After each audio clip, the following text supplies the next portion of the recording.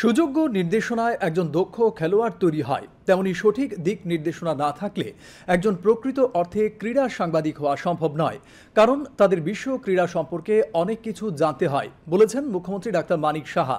আজ আগরতলা প্রেস ক্লাবে বিশ্ব ক্রীড়া সাংবাদিক দিবস উপলক্ষে ত্রিপুরা স্পোর্টস জার্নালিস্ট ক্লাব আয়োজিত অনুষ্ঠানে তিনি একথা বলেন।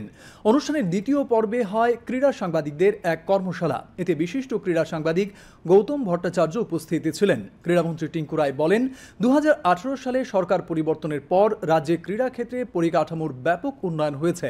অনুষ্ঠানে অন্যদের মধ্যে ছিলেন আগরতলা প্রেস ক্লাবের সভাপতি প্রণব সরকার, ক্রীড়া সচিব প্রদীপ কুমার চক্রবর্তী প্রমুখ।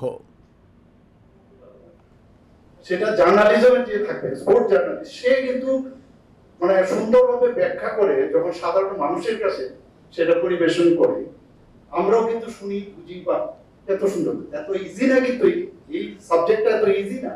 এবং আমি বলবো যে শুধু আজকে নয়, অন্যদিনও আপনারা মাঝে মাঝে, আজকাল তো ভিডিও কনফারেন্সের মাধ্যমে কথা বলাতে ওনার সময় নেবেন।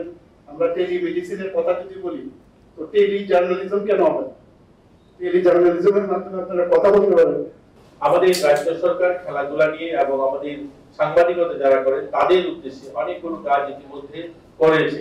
2017-18 সালে যেখানে বিজ্ঞাপনের জন্য 3 কোটি টাকা দেওয়া হতো, এখন কিন্তু সেটা 16 কোটি টাকা, অর্থাৎ কয়েক গুণ বৃদ্ধি হয়েছে। আমাদের রাজ্যে এই 5-6 বছরে ক্রীড়া জগতের একটা ব্যাপক পরিবর্তন হয়েছে। 2018 থেকে 2024 সাল অবধি 10 জন ছেলে মেয়ে আমাদের রাষ্ট্রপতি পুরস্কার পেয়েছে। এগুলো আমাদের সফলতা।